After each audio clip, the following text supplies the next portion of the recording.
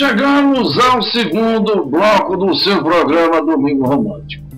Hoje completam 132 anos de nascimento do poeta francês Guillaume Apollinaire.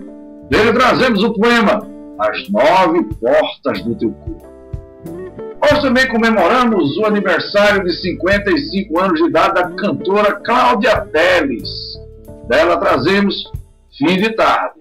E amanhã também comemoramos os 78 nascimento da saudosa cantora Silvia Telles, a mãe da Cláudia Telles. Ela vem cantando Você. Também amanhã completarão 38 anos sem o saudoso compositor Lupicínio Rodrigues. Trazemos esse grande compositor, a sua música Esses Moços.